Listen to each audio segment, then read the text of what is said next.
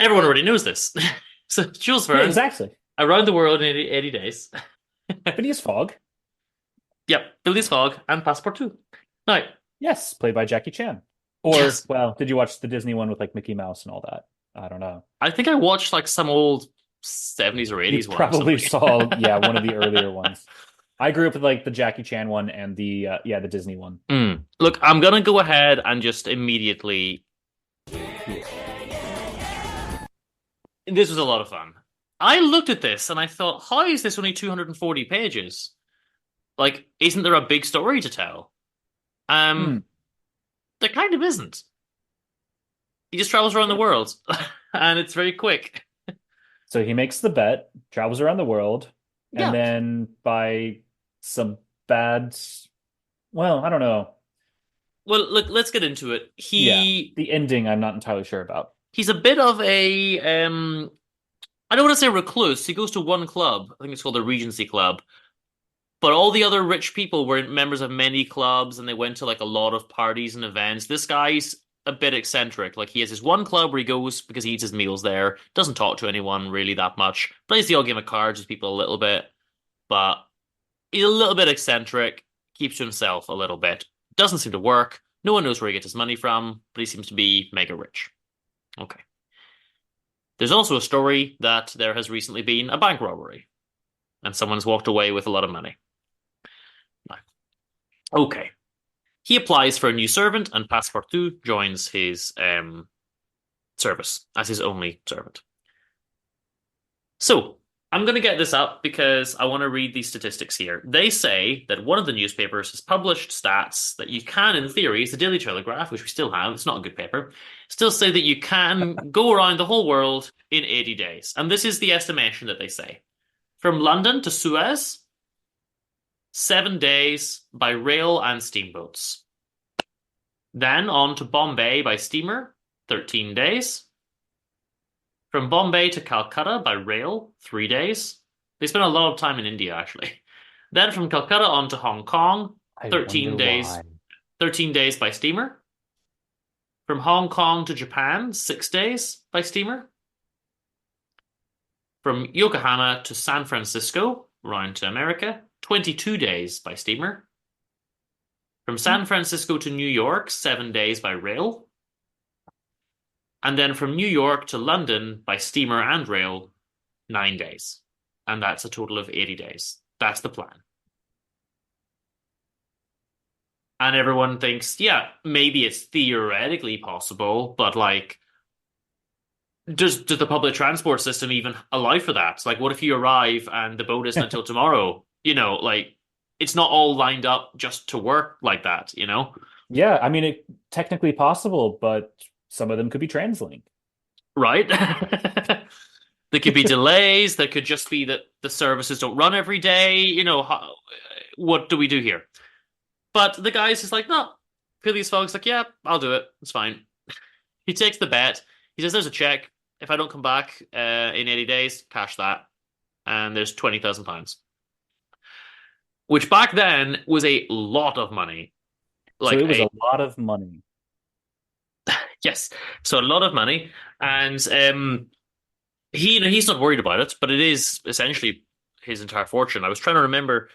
They do talk about what it would cost, like a house or something, and I think it was like I can't remember. There is one instance in the book where they tell us the price of something that allows you to kind of put in context what 20 grand is. Um, yeah, I think it turns out that he's super, super rich and doesn't have to work, but Yes. this is like his entire fortune or something. So I think 20 grand is like a million. Um, so he says to Passepartout, well, it's your first day on the job, but off we go. We're doing these travels, and they go do their travels. And there's a couple of bits. I'm just going to give it. The book is not like super, racist or anything, but it is an old book, and there's just a couple of bits I don't like, especially like in India and stuff. There's a little bit of colonialist mindset. Um, I don't really like that. I'm just going to say it once here. Does the book have passport to the person of color? He's French. Okay, just French. Because I Yes. feel like in every version that I've seen, So like the old versions and Hmm. like you'll have him be like black, Asian, or just Yeah, because now that you he's a mention it, helper. yeah, but as far as I can recall, they just say that he's French. I don't think they say anything further. Okay. Yeah, so it just seems to be what they did in the movies. Hmm. Um, so they go on their travels, and it's quite a fun book, to be honest.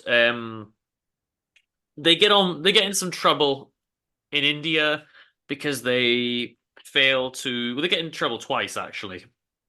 Once because they fail to observe some customs. I think they're supposed to. There's an area it's a Brahmin temple, and they are a particularly strict religious sect, actually.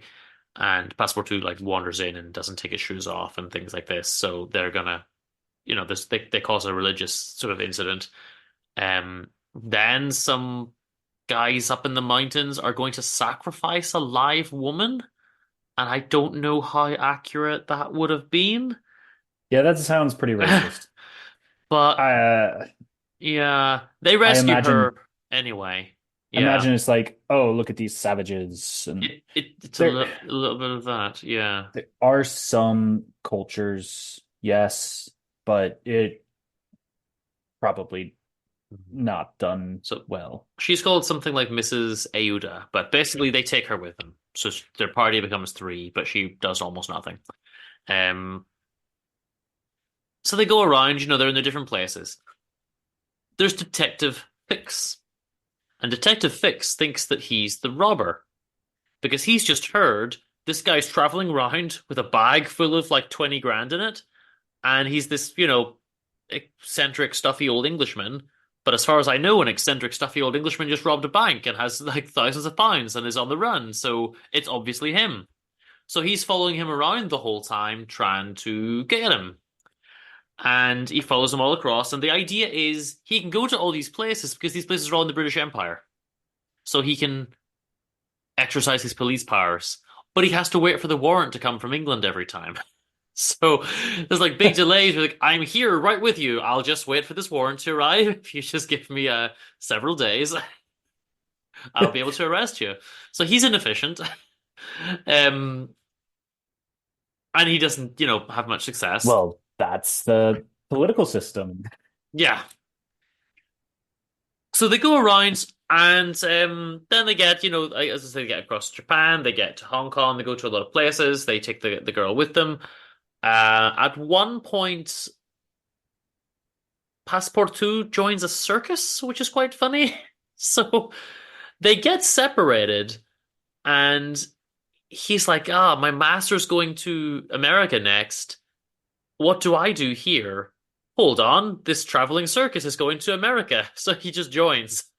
And then he has to like do some tricks or something. He has to be a servant, and they're like, well, we don't need a servant, but do you want to be a clown?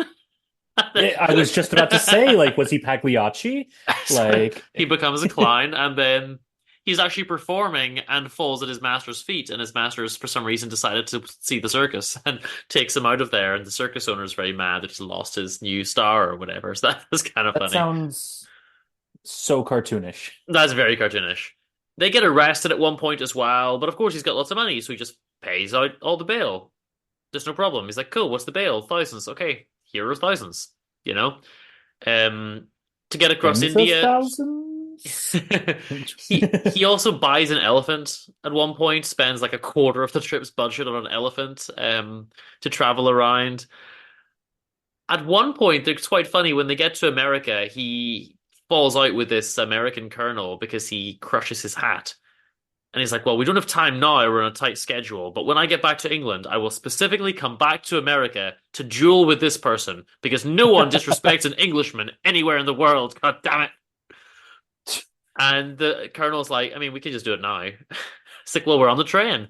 So they tell the conductor, this train's due to stop for 10 minutes, isn't it? We're going to fight a duel during those 10 minutes.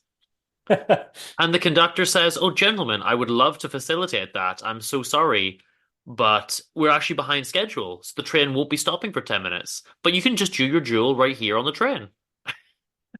And Okay. again, obviously, it's not quite racist in this case, but it's the same idea. This is this idea of like the stereotypical racist stuff he was saying about the other countries. He's now got stereotypical stuff about America. So he's like, all the Americans are running around just shooting their guns all the time. It's the same type of mindset, you And know? nothing's changed in the past 130 Yeah, years so of that them. bit was accurate. Right. So he's like, oh, of course they would just shoot a gun on the train. But the train gets robbed, and Passepartout saves the day by breaking the train. But then all somehow they just it's very weird. There's like no staff on the train apart from the conductor. And he's like, well, I don't know what to do, so I'll just let Phileas Fogg and his servant take control of the train for some reason. So they stop the train, but then it actually causes a delay, and Passepartout gets kidnapped, and they have to rescue him. And he's Oh like, "I'm so no. sorry, Master. Funny side bit. They leave in such a hurry that Passepartout leaves the gas stove burning, and they don't have time to go back to the house to fix it. They realize like 10 minutes later, and he's like, "Well, you're gonna have to leave it running for 80 days, but it's coming off your wages. It also costs more than your daily wage to burn it per day, so you're making a loss for this entire trip." Oh Which no. is just horrendous. And it never gets resolved. There's not a moment at the end where he's like, I'm just kidding, I'm super rich, I'll pay the burner. No. You probably just forgot about it by the end. Yeah. So, yeah, I mean, they just travel around. There's funny bits, there's, slightly suspicious bits.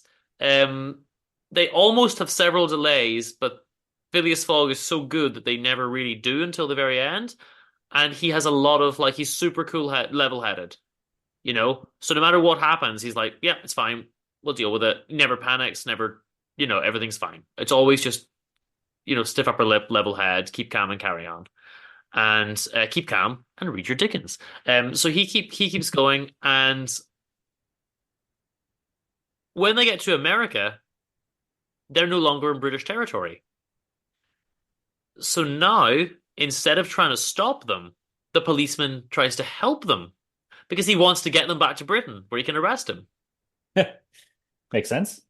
And he reveals all this to Passepartout, who for some reason never tells his master. I don't know why.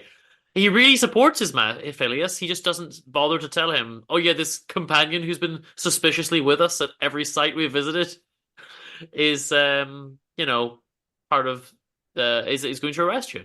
So they land back in England and immediately, of course, get arrested. Um, Yeah. And then, of course, like they get arrested, and that makes it look like they're going to be late. yeah. I should note also there's a funny line. Phileas Fogg was one of those Englishmen who's content to see the world through the eyes of his servant. He has no interest in seeing any of these places that he's in. Oh, Stays in the boat, doesn't get out of the boat, has no interest at all in seeing any of these cool places. Like he's in India, he's in Japan, he's in Hong Kong. Suez, no interest at all. just wanted to win the bet. Yeah. They even start in Paris. I don't think he's interested in Paris either. So they get back. They have to like buy a ship because they miss the ship and they have to buy another boat. And then they run out of fuel, so they cut the mast off the boat and start burning the bits of the boat while the other bits are still traveling to eventually get to Liverpool. And then they arrive back in London eventually. Um, and they think they're 5 minutes late. Now, look, this is the most unrealistic part of the whole book. If you've just gone around the world in 80 days and you arrive back 5 minutes late, you would just go in anyway and be like, okay, guys, here I am. Apologies, I'm 5 minutes late. They would obviously allow that. But he's just like, Mm, well, maybe not playing I, board games with you guys. I would allow that. you Um, would, you would, but when it comes to a bet, because it's still 80 days. 80 days and 5 minutes is 80 days. Because, we don't measure but you have to days. round that up. But we don't measure Yeah. days to the minute. Like if I say I'll see you in 3 days' time, but I arrive an hour later, you're not just like, well, what the hell is this? You know? But you also wouldn't have like 3.1 people. You round that up to four full people. I, You I know, the person who's betting against Phineas would be like, nope, he did not make the cutoff. He is late. well, they actually seem quite reasonable though, because they said we don't even want proof from you. We'll just take your word from it if you arrive back. He could have just been in a hotel for 80 days, as far as they knew. Actually, he does collect proofs. He keeps a log as he goes, but they told him not to bother. But yeah, when they're sitting there, and as the 10-minute timer's coming down, 5 minutes left, they're like, okay, let's go cash the check. He's obviously not coming. Um, then what happens is, of course, he's a day early because they've gone all the way around the world and gone through all the time zones, and he's ended up arriving back a day early. Now, I here's the don't, plot hole. yeah, so I don't think that's right. No, if they think that they're a day early because like of the what is that? The whatever line where it Hmm. goes from like east to west and all that. If they are about to cash that check, it's been 80 days for them. It's still been 80 days for them. Yeah. So it doesn't matter if like you gained a day coming back because you would have lost you still it doesn't matter about your trip. It's been 80 days in England. So They say that it hasn't. That's the thing. They say that it was 80 days for him, but they lost a day. I don't know. It's not really explained. But basically, he arrives and thinks he's a day late, but he's not. So this is why I say you would go to the place anyway and say, sorry, I'm 5 minutes late. What does he do? He just goes home. He's like, I'm 5 minutes late. I guess the bet's over. I'll just go home and not tell anyone I'm back. And then the mm, next day, Passepartout is like, oh my God, we were a day early. You've got 10 minutes to get to the center. You can still make the bet. Run, run, run. And he runs down and he makes it. And he walks in. They're literally counting. And it is like three, oh, two, okay. So waha, I'm here, you know? maybe it is okay. But so yeah, they did it in 79 days. Apparently, yeah. And then there's a weird line where Passepartout's like, actually, we could have done it in 78. And he's just like, I go away. Just dismisses that. I don't know where that even comes from. He's like, nah, nah, never mind. Then the woman who's with them is like, I love you. And he's like, I love you too. And they then get married. And it kind of comes out of nowhere, to be honest. Like, he's like, Yeah. well, we've brought you back from the savages, so I guess you're free to go. And she's just like, but I love you. And he's like, I love you too. Where there was no prelude to this. Yeah, but if we go by your rules, Dean, every single book has to end with a romance. It So does, but if only there'd been any hint of it, you know? yeah, right. You even forget that she's a character half the time. I forgot she existed. She's never Yeah. mentioned hardly. And then it's just like, oh, yes, they're cool. And and he's like, I would give up my whole fortune for you. Like, this is the most important thing now, is that I'm with you. I'm just like, I don't believe this, to be honest. But okay, if you're saying it. Um, He might not have known how to completely finish the book, but it is pretty much the epitome of all adventure yeah. stories. And it's a really fun read. I would have padded it out a bit more. Like some of the places, just like then they pass through France, then they pass through Hong Kong. I'm like, you could write a book about that, you know? Yeah, but also I like that you have the like Indiana Jones map where you just draw the Hmm. lines and it's like, hey, we're Yeah, yeah. there. I guess it is good. Maybe if it had been longer, it would have got boring. Like it definitely doesn't outstay its welcome, and that's a good thing. You know, I read it in 2 days. I could have read it in one day if I'd pushed myself. To be honest, I just split it in two. Um, very very quick to get through, and yeah, it was a lot of fun. Maybe the ending is a little bit weaker, but of course he wins the bet, and that's fine. And there's all these bets going on. There's Phileas Fogg bonds on the exchange that are like the value of the bonds is going up and down depending on whether or not they think he can succeed. Then when they think he's the robber, his whole reputation is trashed. Oh, so I should mention, sorry, spoiler here, but when he arrives back, he almost misses it because Fix arrests him and then comes back and is like, I'm sorry. While we've been traveling, they've actually found the real robber and arrested him. So it wasn't you. And then he punches the detective in the nose and does not get rearrested. And then off he goes. Now, I don't know who Fix's boss is, but it'd be like, you're literally a London policeman. You have just spent like the entire year's budget traveling all the way around the world Yes. chasing the wrong guy. Oh, yeah, he's going to be in so much trouble. But yeah, they make it in the end, and it's all good, Fine you and know. dandy. Yeah, it's a really fun book though. I did really enjoy it.